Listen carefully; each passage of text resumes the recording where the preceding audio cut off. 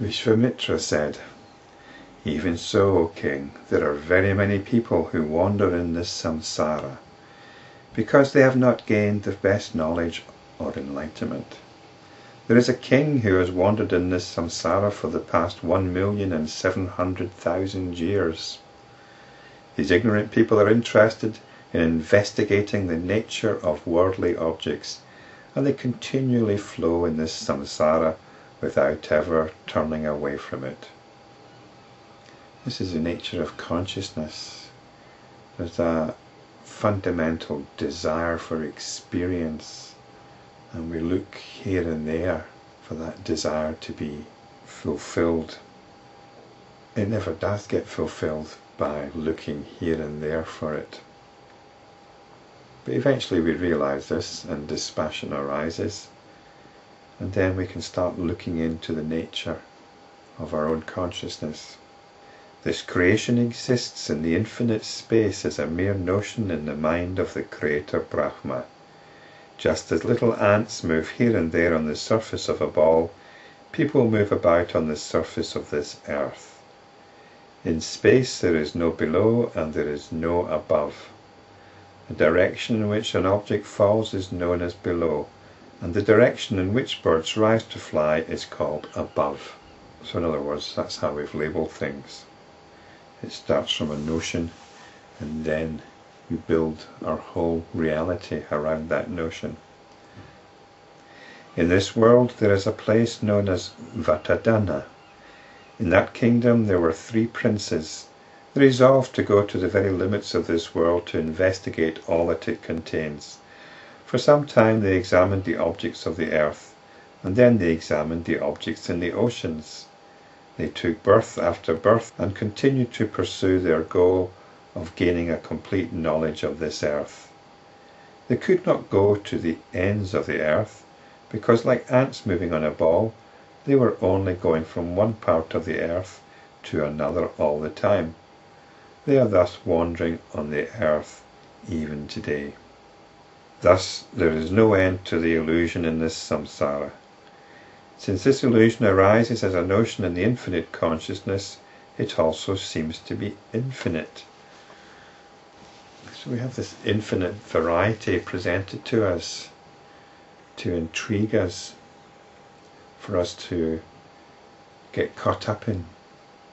The essence of the notion is the Supreme Brahman, and vice versa.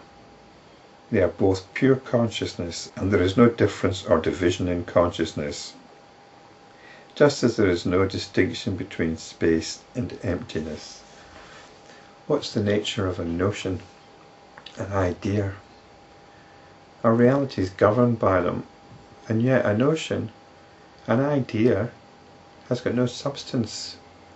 That's exactly what it is. It's of the nature of thought. It's of the nature of consciousness. It's insubstantial. Our whole reality is based on insubstantiality. It's based on notions of substantiality, perhaps, but these are only notions of substantiality. The currents and whirlpools that appear on the surface of water are only water. Since there can be nothing other than consciousness, how can there be something other than consciousness? The infinite consciousness alone shines of its own accord as this world, without ever intending to do so. Wherever the infinite consciousness wishes to appear in whatever form, it does so and experiences its own nature in that form for as long as it pleases. There's no volition involved here. It's like a series of dreams. One dream leads into the other. There's no connection between one dream and the other. It's all just like a process of association going on. It's usually described as coincidence, but I think association, some kind of free association, might be a better word, a better understanding. Within the smallest atom of the infinite consciousness exists the potentiality of all experiences, just as there are stones and rocks within the mountain. Consciousness is vast. The possibilities within consciousness are vast. the possibilities that we actually realize, in other words, this universe, are minute in comparison to consciousness. So we can say this whole universe exists within an atom of consciousness. All these experiences exist, constantly experiencing their own particular modes of experience everywhere. We have different modes of experience. I've mentioned this before, like the scientific mode, a poetic mode, social mode, political mode, and so on.